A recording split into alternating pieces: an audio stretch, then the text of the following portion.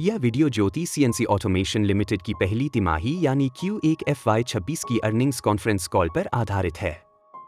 कृपया ध्यान दें कि यह वीडियो केवल शैक्षणिक उद्देश्य के लिए है। इसमें दी गई कोई भी जानकारी निवेश सलाह नहीं है। किसी भी निवेश निर्णय से पहले अपने पंजीकृत निवेश सलाहकार से परामर्श अवश्य करें। कंपनी ने Q1 FY26 में 410 रुपये करोड़ का मजबूत राजस्व दर्ज किया, जो पिछले वर्ष की समान तिमाही की तुलना में 13.4% अधिक है। यह वृद्धि ऐसे समय में आई है जब वैश्विक अर्थव्यवस्था अनिश्चितताओं से जूझ रही है, लेकिन भारत की विनिर्माण गतिविधियां लगातार विस्तार कर रही हैं। कंपनी ने स्पष्ट किया कि Q1 आमतौर पर सीजन रूप से कमजोर होता है, लेकिन ऑर्डर इनटेक और मार्जिन में मजबूती ने इसे विशेष बना दिया। ज्योति सीएनसी की मशीनें रक्षा, एरोस्पेस, ऑटोमोटिव, इलेक्ट्रॉनिक्स और जनरल इंजीनियरिंग जैसे विविध क्षेत्रों में उपयोग होती हैं।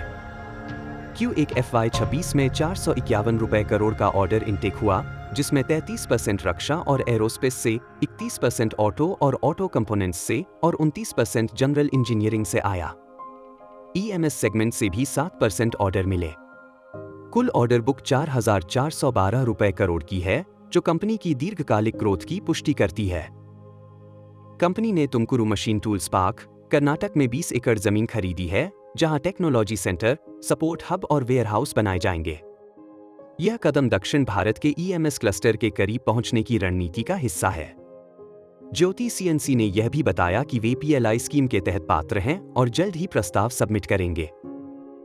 ह्यूरोन के साथ साझेदारी के जरिए कंपनी यूरोप में हाई प्रिसिशन मशीनिंग सेगमेंट में अपनी पकड़ मजबूत कर रही है।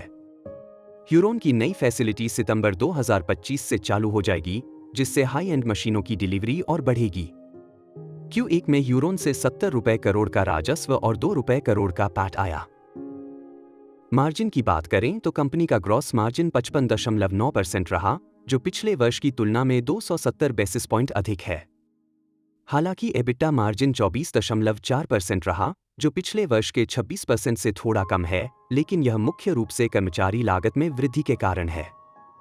पैट 71 रुपये 20 पैसे करोड़ रहा, जो YoY आधार पर 40.2% की वृद्धि है।